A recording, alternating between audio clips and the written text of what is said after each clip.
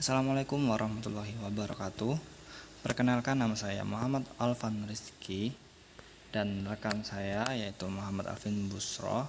Di sini saya akan menjelaskan tentang jenis-jenis usaha di bidang ekonomi. Yang pertama ada agraris. Usaha agraris meliputi kegiatan pertanian dan perkebunan.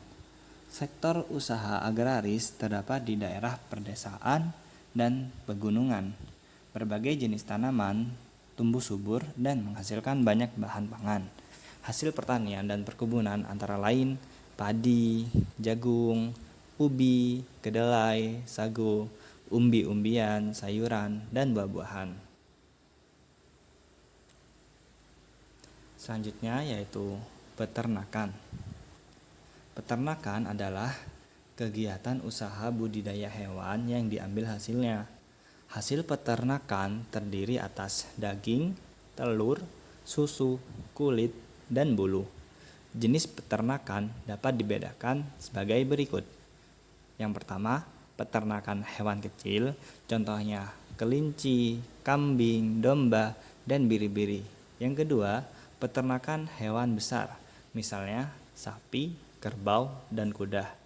Dan yang ketiga yaitu peternakan unggas, misalnya ayam, itik, burung, dan puyuh.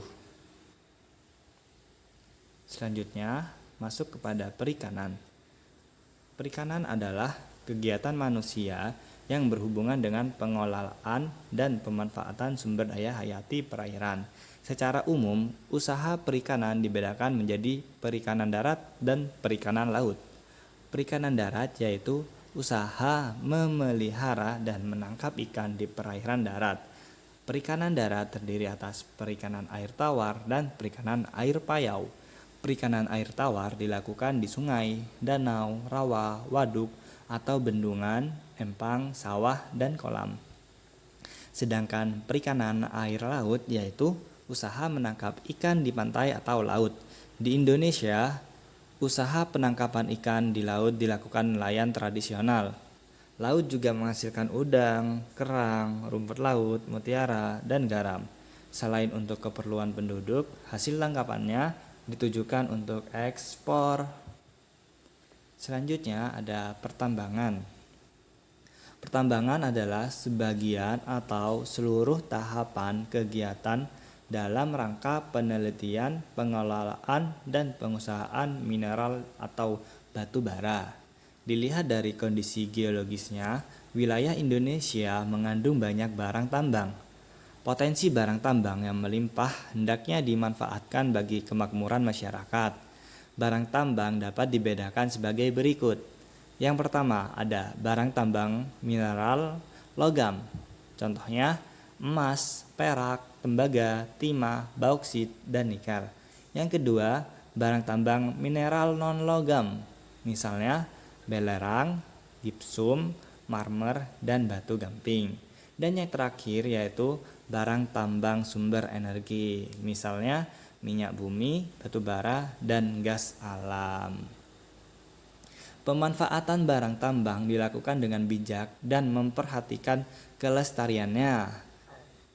Contoh perusahaan yang mengeksploitasi barang tambang di Indonesia antara lain PT Pertamina, PT Aneka Tambang, PT Freeport Indonesia, dan PT Chevron Pacific Indonesia.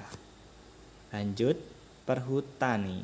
Perhutani adalah badan usaha milik negara di Indonesia yang memiliki tugas dan wewenang untuk menyelenggarakan perencanaan, pengurusan, pengusahaan, dan perlindungan hutan di wilayah kerjanya. Dahulu hutan Indonesia bagaikan hamparan karpet hijau dilihat dari langit. Hutan Indonesia berperan penting sebagai paru-paru dunia. Hutan juga berfungsi sebagai tempat berkembangnya berbagai fauna. Dari segi lingkungan, hutan menjadi daerah resapan air hujan. Sayangnya saat ini luas hutan Indonesia semakin sempit. Ini tidak lepas dari alih fungsi lahan untuk kawasan permukiman dan perkebunan. Kondisi ini dapat menyebabkan bencana banjir bandang ataupun tanah longsor. Selanjutnya ada perdagangan. Perdagangan adalah kegiatan membeli barang dagang dan menjualnya kembali kepada konsumen. Melalui kegiatan perdagangan, pedagang akan memperoleh keuntungan dari selisih harga jual dan harga beli. Kegiatan perdagangan tidak hanya mencakup satu daerah atau satu negara, akan tetapi kegiatan perdagangan dapat dilakukan antar negara. Secara ekonomi, kegiatan perdagangan antar negara ditandai dengan ekspor-impor. Ekspor adalah usaha menjual barang dari dalam negeri ke pasar luar negeri. Impor adalah usaha memasukkan barang dari negeri lain ke pasar dalam negeri. Yang selanjutnya yaitu perindustrian.